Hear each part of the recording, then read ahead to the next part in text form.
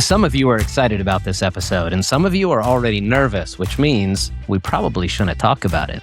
Today, we're talking about women in ministry.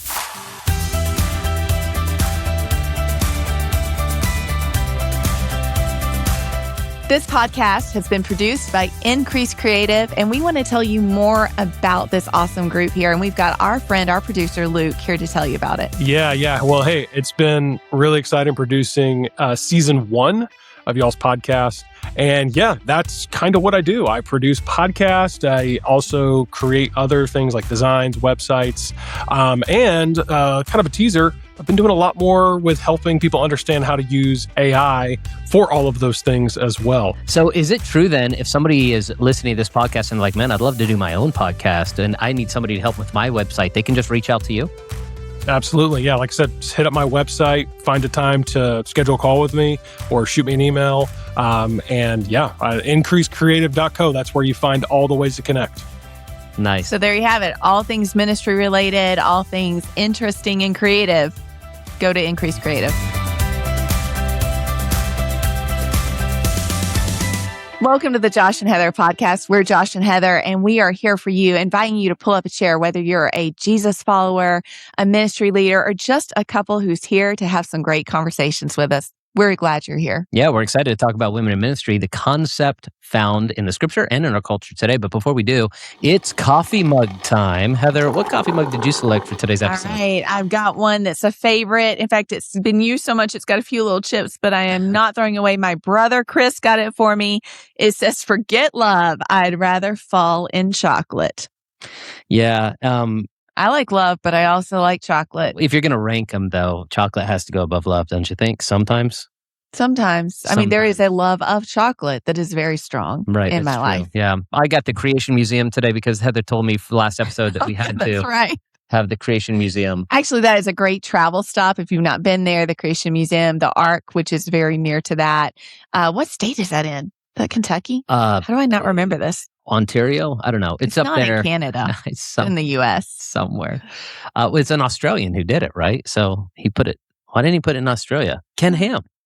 He didn't do that, did he? Yes, that's Ken right, Ham's thing. Ken I Ham think. And wow. Tell us. Oh, our producer is saying yes. Okay. Thank you, Luke. Luke said yes. Okay. How did I not remember that? It is a fantastic museum, though. I'm telling you. It's a lot of fun. It's very family friendly, but also people like me who are not super sciencey. It's very good to help you understand from the basics of what the Ark looked like to creation. Yeah. And if you're a Christian and you're like, great. Hey, look, I don't actually believe in a young earth and I don't believe in Ken Ham and that kind of stuff. It's okay. We understand that there are people who don't believe the Bible. Ken Ham dies every time you say you don't believe in Ken Ham. I believe in Ken Ham. Ken Ham dies every time. That's the thing. Every time someone says I don't believe in fairies, Ken Ham is a fairy. He's a great man. But I'm just saying it was a joke. It was a joke based on. You just said Ken Ham is a fairy. All you need is 10 people to say I do believe in Ken Ham, and he will not die based on this your This statement. is going off the rails, but in the most beautiful way. That's great. No. This is beautiful. Yeah. Maybe we should just pull the question jar out. No, go to the Creation Museum. It's excellent. I don't know how we got on that, and I do believe in you, Ken Ham. Ken Ham is not dead. He's fine. All right. You're not God. You don't know what's going to happen by this episode. You can say that and something awful could have happened. I think I'm uncomfortable talking about the death of Ken Ham. Any of us, we could be dead by the time this episode airs. Luke, if one of us are dead, we still want you to produce this episode whenever it comes out. Okay, we got a thumbs up. Okay, this is the jar of question. By the way, this is going off the rails because this is the final episode in season 1 of the Josh and Heather podcast. And we're going to tell you a little bit more about season 2 in just a moment. But before we do, it is time for the jar of questions. Remember, if you're new to the podcast, we are looking at these questions. We do not know what we selected, but we're going to answer the question honestly as we possibly can. And you're going to answer along as well.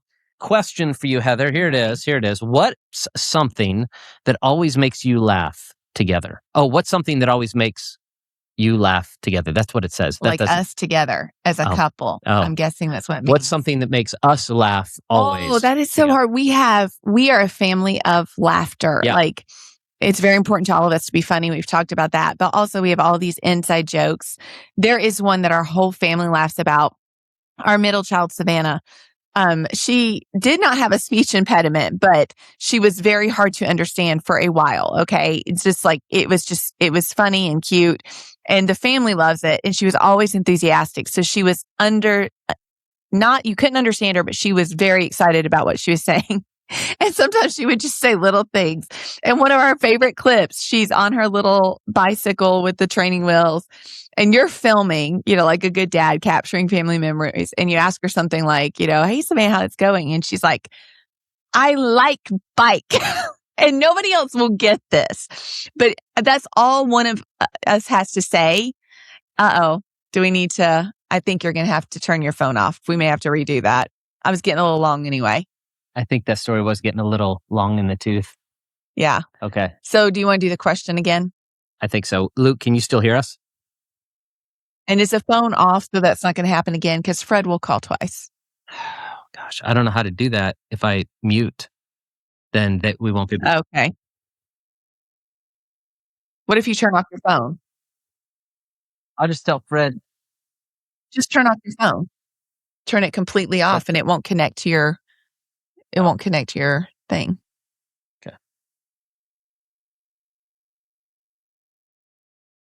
Okay. Okay. All right. I don't think that's All right, true. so we'll see. Pull the question up I think, and just... Luke, is it possible to just cut at where she says, okay, let me tell you? I don't think we run over words. We can? Yeah. Okay. See. Okay. All right.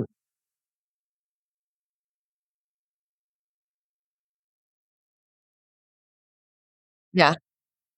Okay. Okay.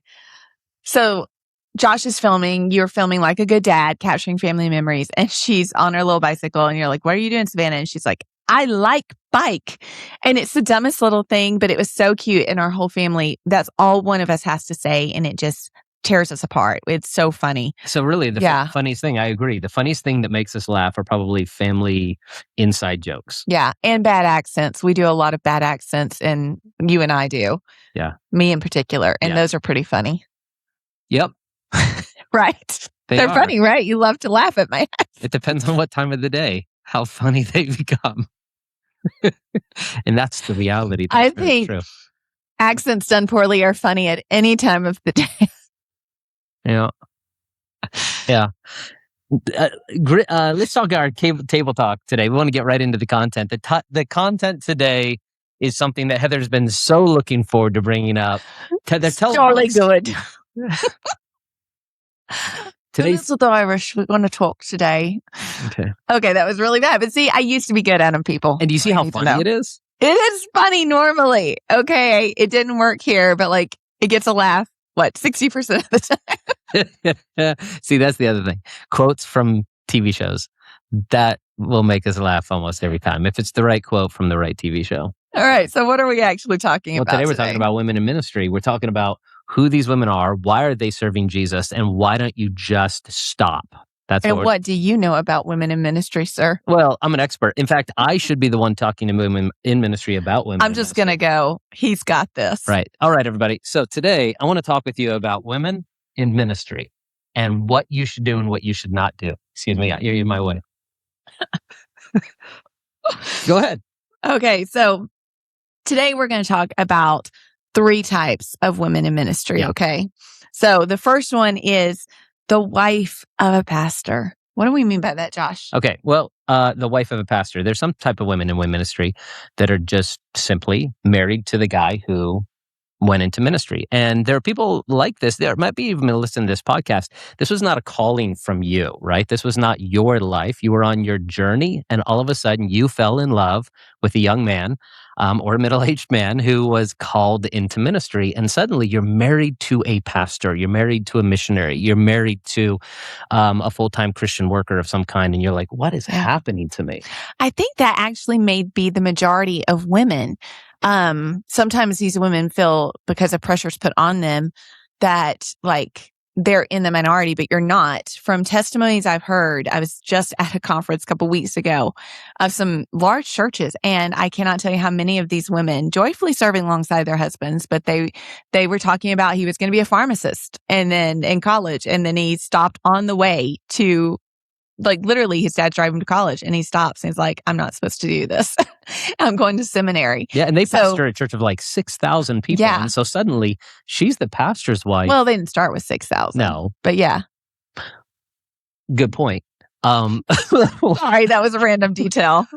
But there they are. And now she's the pastor's wife too. Yeah. If 6,000 people come to your church on a Sunday, that means there's about 20,000 people who consider you their pastor and pastor's wife. Yeah. Now, think about that. 20,000 people who look at you as the pastor's wife, and all you did was marry a guy. Yeah.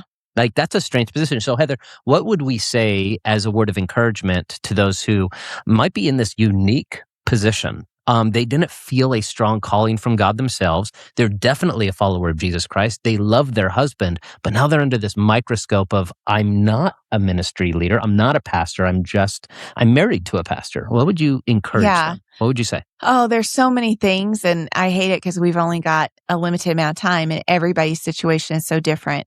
But I think, first of all, just knowing that you have such value in that role that you can take the pressure off. You are called to follow God and to love your husband and serve your family well. So that can take the pressure off. Now, I also will say, I think it's also a position of privilege and honor that God will give you the grace to fulfill. And as much as we like to say, there's nothing you have to do. Yeah, you do have to pray for your husband. You're going to hear ministry conversations that other people are not going to hear. You are going to be drawn into certain staff events or, certain church events that others would not go to. There is a privilege, I think. I talk about it being similar to the First Lady. They're all different and they all have value, and all of them have different passions, different personalities. Some really get headstrong and get a lot of things going in their department. Others are quieter and behind the scenes and find their passion. That's why I'd say find your passion.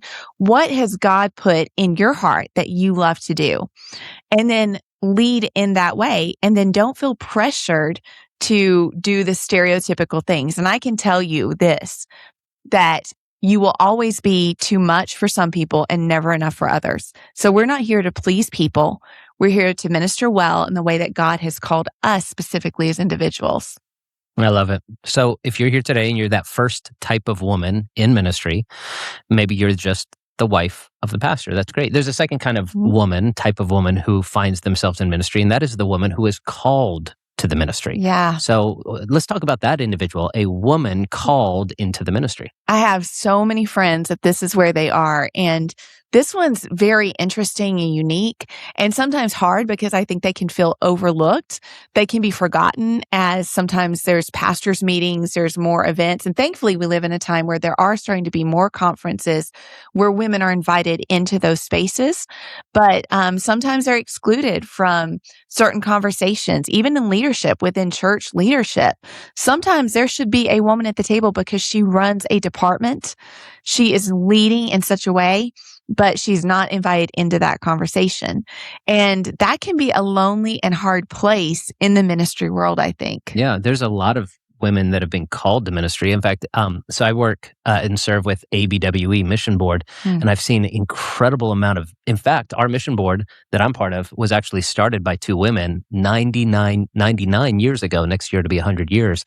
And these are women who have left a legacy. That's true if you are part of a Southern Baptist background with people like Annie Armstrong, individuals who have left a legacy of women. The reason why we're able to continue to serve is because of their leadership. And every single church I know, small and large, has women that have been called and are even on paid staff who are leading in ministry. This was not a job to them. It's not like the youth pastor is called of God and this person just got a job. They're both called of God into the ministry. And we just want to say to you, we see you. Yeah. And we think it's beautiful and that your calling is just as significant as any man who serves alongside of you. And I think one of the dangers that the enemy might try to bring your way is the if only.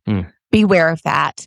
That if only God you had, and this can be for any of these women, but I think especially for my friends, if only you had called my husband to this. No, I'm telling you from this seat, there are things that you are doing that you would not be able to do if your husband was leading a full-time ministry work.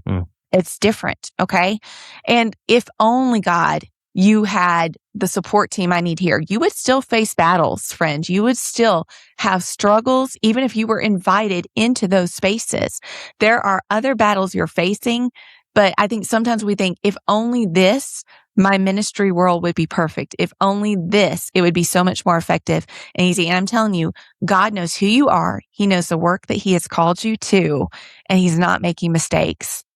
I love it. So if we're talking about women in ministry, we classify probably 3 overarching categories. The wife of the pastor. Number 2, women who are called into ministry. Then we have this third category we call the women who are called with a man who is called. Who are we talking about? Well, we're talking about those that are married and they're in full-time ministry, both serving together. But the woman had a call or has a call in her life that was separate and distinct from her husband. Now, this is where I would fall. I knew I was called to full-time ministry as a teenager. Interestingly enough, always felt called to be a pastor's wife. I'm in the minority here. I don't think most had that calling. And it's a weird calling to have when you're a teenager and you're not even married or dating. And, but I always had that desire. And I think it shows maybe a handicap in my life that the Lord's like, you need to remember this moment so that you don't give up in the hard times. Wait, what? Yeah. Of ministry, hun, not okay. marriage. All right. Ministry. Oh, Marriage okay. is perfect. Yeah, always.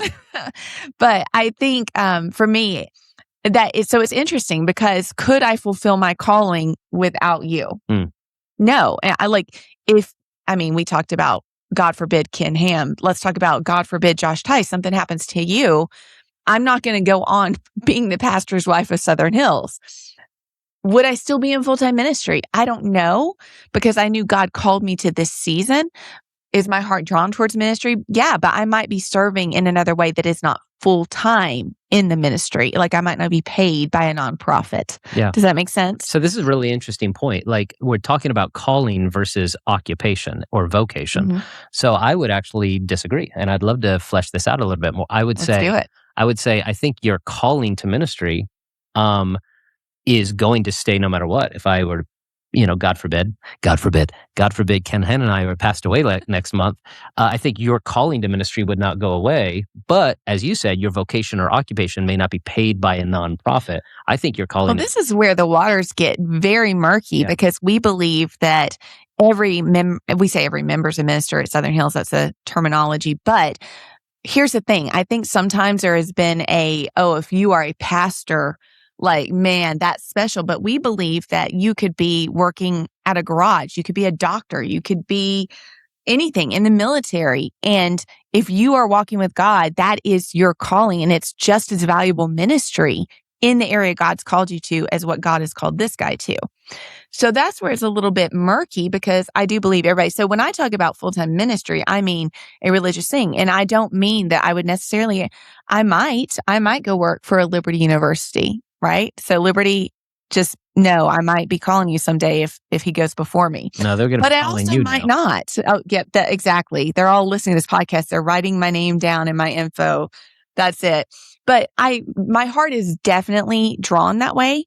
But because of how I view ministry, I could see myself doing something, I don't know, working in some other capacity possibly. I don't have to make that decision because I know where God's called me right now. But I don't know. You think it would, but I don't know. I know that God called me to this work early on in a season. And of course, I'm surrendered to whatever he would call me to in the future there. Yeah. But yeah, our calling, it's a unique thing because I know I am called to the work. And I think we're seeing in this stage of life, that calling open up in a way that it didn't for years, because the way I served as your wife, I admit sometimes I wouldn't do other things. I might not have time to write or speak and take things that we're doing now. That you were gracious and let me say no to a lot of things during that time where, we were offered to do things and we held back because of my desire to be raising the children. So I do think that's opening up, and maybe that's opening up more because there is a specific calling toward not just being a pastor's wife, but being in a ministry leader for this season. Yeah. I don't know. What are your thoughts on that? No, I agree. What I think about when it comes to these types as an outside observer, and we joked about me as a man speaking into this, but as an outside observer, what I've noticed with all 3 of these categories is that it's God's placement in all 3 of these, and I've noticed that there is a misunderstanding of the three categories toward each other. And sometimes, if it's not cared for by the Holy Spirit, maybe even a frustration with self as they look at the other categories. So if you are a wife of a pastor, you begin to look at a woman who is called into ministry and think, why don't I have that? And why aren't I enough? Or if you are called into ministry and you look at a woman who's married to a pastor, you think, why don't they do what I'm called to do? Or if you're partnered together, you can look at others and wonder what's going on there. And the reality is God just has a calling for you. And you have to understand there are three kinds of women that are involved with ministry. I want to speak to that last one. I think you said that a woman who is called and married to someone who's called may be like, what's wrong with them? No, I'm telling you, we have the same insecurities. And I think other women might think, oh, well, they're called and their husband's called, they're fine. I'm telling you, the same insecurities that Satan attacks you with, he attacks all of us with. The idea of, if I were only that. I look at friends that are women who are called in ministry and think, man, I'm not doing enough. If only I had her gifting. That's a very good point. So we would fall into that third category. And I've watched you'll look at women who are simply married to a pastor and question domestic things in your own life. Why can't I be a woman at home like she is, who cares for her family the way she does? You've also looked at women who are called to ministry and say, why can't I minister the way they do? And so again, I do think all three of these categories oftentimes see each other and not see each other clearly. I agree. And I think that's difficult, especially for women in ministry. So we have not had an opportunity to dive deep into some of the questions related to women in ministry. There are more things to discuss about that when it comes to different positions, different callings, different titles specifically in church within the church. Yeah. So when do we cover that type of stuff, Heather? When are do we dare to do it next season? Or should we make it season 10? Ooh, when are we going to be ready to have this conversation publicly? Now, we've already begun to discuss the type of content that we're going to get into in the Josh and Heather podcast season 2. This is episode 11 of our first season. And we can't wait to have you back, because as we get into season 2, it remains a great podcast for Jesus followers, ministry leaders, and couples as we dive deep into some more controversial topics that might be of interest to each and every one of you.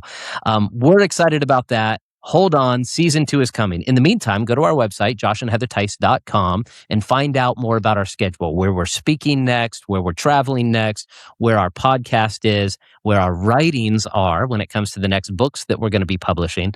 Go to joshandheatherteis.com. All right, we're going to close with a scripture that I think is perfect for today. It is our Lord and Savior talking to a woman and speaking directly to her. It's John 11, verse 25. Jesus speaking to Martha, he told her, I am the resurrection and the life. Anyone who believes in me will live even after dying. Everyone who lives in me and believes in me will never, ever die. Do you believe this, Martha? Yes, Lord, she told him. May your home be full of laughter, and your calling be certain, and may your love be wildly faithful. We are Josh and Heather.